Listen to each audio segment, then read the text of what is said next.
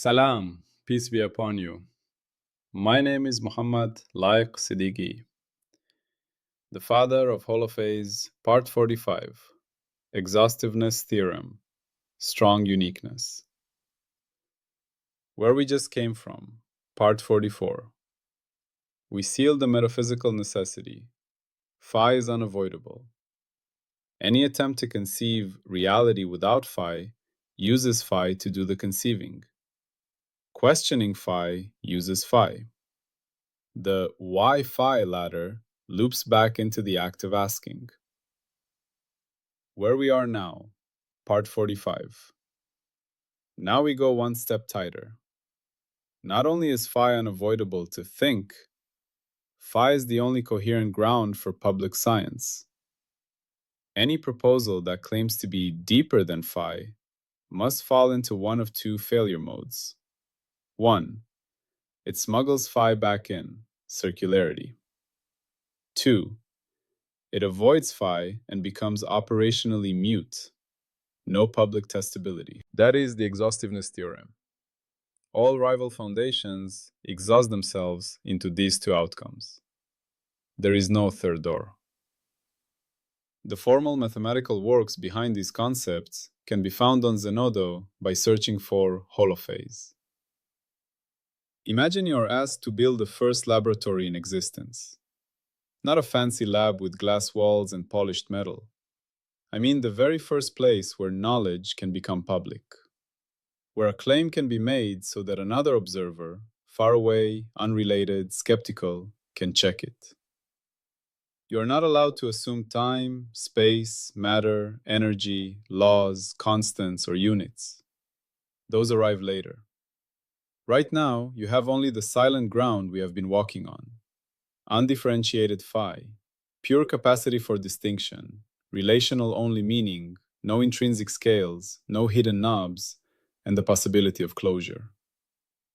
Now here is the question Part 45 answers. Is there any other ground you could begin from, something deeper than phi, that can still build a public laboratory? If the answer were yes, then phi would not be unique. If the answer is no, then phi is not just a preference. It is the only coherent entry point to shareable science. Part 45 claims no. And it doesn't claim this as a taste. It claims it as an exhaustion of possibilities. To feel the force of this, we're going to do something very practical. We will run a series of foundation auditions. We will interview every kind of proposed deeper ground and ask one simple question. Can you license the first public comparison without already assuming comparison? If it can, it has smuggled phi. If it cannot ground public science. That's the whole theorem in one sentence. But to make it unforgettable, we'll walk through it like a story. The tower builder and the shape of the base. Imagine you are building a tower in a storm. You don't have bricks yet. You don't have cement yet. You don't even have gravity as a concept you're allowed to assume. You only have the need. The tower must not fall. It must not depend on private luck. It must be stable in a way that many builders can agree on. So you test foundations. You try a point, a single sharp contact. It fails immediately. A point gives no stability. Any tiny shove and it tips. You try a line, still unstable. It falls sideways. You try a triangle, more stable, but still privileged directions remain. It can tip depending on how force arrives. Then you try a circle, stable in all directions. Not because a circle is magical, but because it has no special direction. It is evenly fair around the whole. Now someone walks in and says, I have a deeper foundation than a circle. You ask, what is it? They describe something. And you notice something strange. The moment they explain why it is stable, they invoke the same idea you already used. Stability must be shareable and direction-free. and must survive arbitrary pushes. In other words, they invoke the same comparability conditions that made the circle. Either they secretly included the circle's logic inside their new shape, or their shape is not actually more foundational. This is the feeling of part 45. Phi is not a thing. It is the minimum stability condition for public meaning, the permission for distinctions that can be compared and shared. If someone proposes something deeper, they must either preserve that permission, smuggling it, or they lose public stability, meaninglessness for science. The two doors, the only ways a deeper ground can fail. Before we test candidates, we install a simple firewall, two doors with clear labels. Door A, circularity, smuggling phi. A proposal uses the very thing it claims to explain. It says, I will explain comparability by using comparability. Sometimes it's subtle. It may not say difference directly, but it uses a cousin word. Structure, relation, information, law, pattern, selection, cause, computation, awareness, form, emptiness, suchness. If it relies on anything that functions like this is not that, it is already inside phi. Door B, operational muteness, no public testability. A proposal refuses to use comparability language. It insists, my ground is beyond distinction. But then it cannot license measurement. It cannot define a public procedure. It cannot tell two observers how to agree. It cannot even tell them what it means to be the same claim. It becomes a private meditation, not public science. This is not an insult. It's a category seal. Public science requires public comparators. If you don't have comparators, you can't certify claims. So every deeper ground proposal must pass one test. Can it ground public science without invoking comparability? If yes, it smuggled comparability. If no, it can't ground science. That's the exhaustiveness. Only these two doors exist. Now let's do the auditions. Audition 1. Everything is matter. A classic foundation says, the deepest ground is matter. We ask, what is matter? They answer, the stuff that has properties. Already we have distinctions. Matter has this property, not that property. Matter is distinguished from non-matter. You can't even define stuff without distinguishing it from not stuff. Worse, matter becomes meaningful only when measured, and measurement means comparison. To claim matter is fundamental is to rely on public comparability to identify matter. So this foundation goes through door A, circularity. It's not deeper than phi. It is a pattern inside phi. Audition 2. Everything is mind. Another says, the deepest ground is mind. We ask, what is mind? They answer, awareness. But awareness is awareness of something, or awareness as opposed to non-awareness. It is distinguished from what it is not. To say mind is fundamental is to distinguish mind from matter, from emptiness, from illusion, from anything else you might call fundamental. Door A again. It smuggles phi. Even if someone says, no, it's pure awareness with no object, the concept pure distinguishes itself from impure, and awareness distinguishes itself from non-awareness. The very framing uses the capacity for distinction.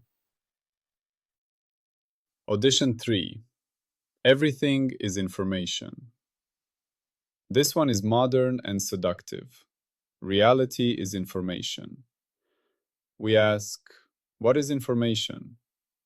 They say, a difference that makes a difference. Even the slogan confesses it. Information requires distinguishable states. A bit is only a bit if 0 is not 1. If there is no distinction, there is no message, no entropy, no encoding. So information is not beneath phi.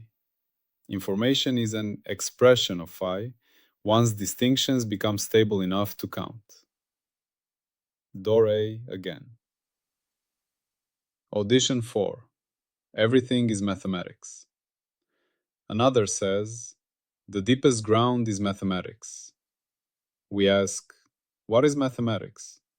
They say, structures and relations. But structures require distinguishable elements or distinguishable positions in a pattern. Relations require this relates to that, which is distinction. Set membership is a distinction. Equality and inequality are distinctions.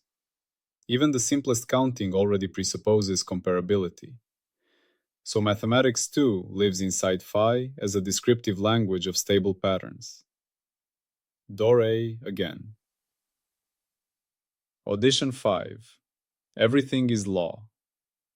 Another says, the deepest ground is law, laws of physics. We ask, what is a law without observables?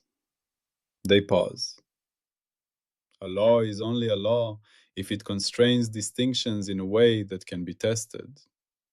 Test means compare predicted with observed. Compare one run with another. Compare this system with that system. No comparators, no law. So law cannot be deeper than phi. Law is what you write after you have comparability and licensing. Door A again. It's the absolute, the suchness, the ineffable. Now someone says, all of that is still inside language. My foundation is the ineffable absolute, beyond all distinction. We ask, how do we build a public laboratory on the ineffable absolute? They answer, you can't. It can only be experienced. And that may be spiritually meaningful, but for our project, public science, this is door B, operational muteness. If it cannot provide public procedures, it cannot ground public claims. It might be true in some private sense, but it cannot serve as the shared foundation of knowledge. It becomes silent with respect to science. Part 45 does not deny it. It simply seals the category. If you avoid comparability, you avoid public testability. Door B. Audition 7. The void. Another says, the deepest ground is the void. We ask, what is the void? They say, nothingness. But nothingness is still a distinction from somethingness. The word void distinguishes itself from full. Even if you claim the void is beyond conceptual distinction, you can't use it to build a public laboratory without introducing comparators. So it either smuggles phi, door A, or becomes unspeakable and untestable, door B. Either way, it does not replace phi. The map that contains all maps. Here is an analogy that makes the trap unavoidable. Imagine you want a map that includes every map, a perfect map of all maps. Where do you place the map itself on the map? If you include it, you get the mirror-in-mirror problem. A map showing a smaller map showing a smaller map forever. If you exclude it, then it is not a map of all maps. One map is missing, itself. This is what happens to deeper than phi proposals.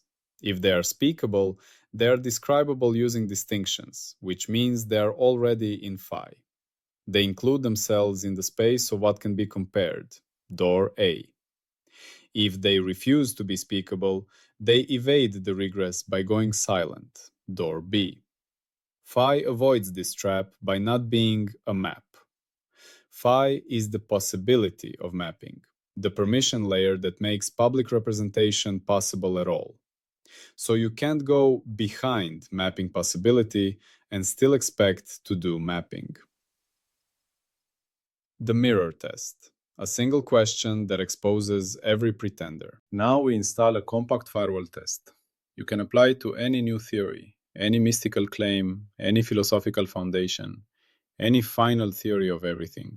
Ask, can your foundation be described in a way that does not use distinction? If yes, then the description itself uses distinction to communicate.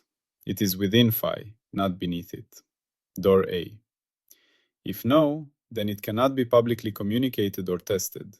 It cannot ground public science. Door B. There is no third answer. This is why we call it an exhaustiveness theorem. It does not defeat particular rivals by debate, it defeats the whole space of rivals by showing the only two possible outcomes. Why this is not just wordplay. A skeptic might say, you're winning by definition. You define science as comparability, and then you conclude comparability is necessary. But part 45 is sharper than that. It says, public science is not a mood, it is a procedure. A procedure requires a way to communicate, a way to check, a way to separate success from failure. Each one of those is comparability in operational clothing. Repeatability compares run A to run B. Communication compares my description to your reconstruction. Checking compares your data to mine. Separating success from failure compares outcomes to criteria. So if you remove comparability, you don't just remove a word. You remove the engine that makes public claim possible. This is why the theorem isn't linguistic. It is procedural. It's about what it takes to build a shared world of claims. Now we state the prediction cleanly, as a future-facing commitment. Prediction, Part 45. Any rival foundation, anything proposed as deeper than phi, will eventually fail in one of two ways. 1. It will be shown to presuppose comparability, circularity. 2. Or it will be shown to lack public testability, operational silence. This is not a prophecy about trends. It's a structural constraint. It says, if you are serious about grounding public science, you can't avoid phi. And we can observe this pattern repeatedly across history. Everything is information, distinguishable states, comparability smuggled. Everything is structure, distinguishable relations, comparability smuggled. Everything is consciousness, self-other, this, that, comparability smuggled. Everything is the ineffable absolute, no public tests, operational silence. Over and over, the world splits into door A or door B. The falsification challenge. Now we make the theorem falsifiable with a clear demand. Falsification, Part 45. Present a primitive deeper than phi that can ground public science, shared measurement, shared verification, without using comparability in any form. Not without saying the word difference. Without using the function of difference. This means no identity conditions, no equivalence, no same result, no classification, no encoding, no boundary, no symbol that can be re-identified, no procedure that can be repeated as the same procedure. Because those are all comparability in disguise. If someone produces such a foundation, one that licenses public science while being truly comparability-free, then phi is not unique. Then Part 45 is wrong. But if every attempt either reintroduces comparability or falls into silence, then the theorem holds. A walk through the laboratory door. Let's make it visceral. You and I stand at the entrance of a laboratory that has never existed before. We want to step inside and perform the first experiment. What must be true for that to happen? We must be able to mark something as this instrument. That is a distinction. We must be able to tell one outcome from another. Distinction. We must be able to say, do the same procedure again. That is comparability. We must be able to say, your outcome matches mine within some tolerance. Comparability. We must be able to say, this is noise, this is signal. Distinction. We must be able to say, this is inside the window, that is outside. Distinction. We must be able to say, this is the claimed effect, that is not. Distinction. The lab door itself is made of phi. So if someone says, my foundation is deeper than phi, we can answer calmly, fine, show me how to open the lab door without phi. If they open it, they used phi. If they refuse, they cannot do public science. The beautiful minimalism. There is something deeply beautiful here. Phi is not impressive in the way myths are impressive. It doesn't sound like a grand substance. It doesn't promise mystical powers. It is almost embarrassingly simple. Phi is pure permission for distinction and public comparability. And yet, from that tiny permission, everything you call science becomes possible. Because a foundation is not meant to be flashy. A foundation is meant to be load-bearing.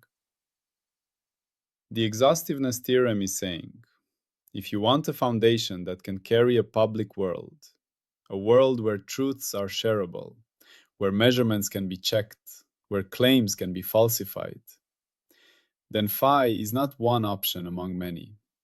Phi is the only coherent option. Everything else either sits on phi while pretending it does not, or floats away into silence. The firewall against what about? People often resist foundations with endless what about questions. What about quantum gravity? What about consciousness? What about nothingness? What about the absolute? What about simulation? What about mathematics? What about God? Part 45 does not argue against each one in detail. It installs a firewall that handles all of them the same way. For any what about, ask 1. Does it give you public comparators, ways to test and share? If yes, it already uses phi, not deeper. 2. Does it refuse comparators and remain ineffable? Then it cannot ground public science. Silent. This firewall is not dismissal, it's classification. It tells you where each proposal belongs in the architecture. Inside phi as a pattern of distinctions, or outside public science as private silence. The carry. And now we seal part 45 with the one line that the listener must keep, because it is the whole theorem in one breath. Listener carry forward. Any deeper ground either uses phi or can't be spoken. If someone offers a deeper foundation and it can be discussed, compared, tested, and shared, then it is already using phi, because discussion and testing are made of comparability. If someone offers a deeper foundation and it cannot be discussed or tested, then it cannot ground public science. It may be meaningful in another register, but it is silent for our purpose. So phi stands alone not because we chose it, but because the space of alternatives collapses into only two failure modes: circularity or muteness. That is the exhaustiveness theorem. That is strong uniqueness. And from here, as we move toward part 46 and part 47, the story becomes even more precise. We will show that any attempt to reduce phi becomes either circular translation or inexpressibility. And then we will close the backpack, verify that the silent ground contains every prerequisite for a readable universe without adding a single new primitive. And again, The formal mathematical works supporting these seals can be found on Zenodo by searching for Holophase. Salam, peace be upon you.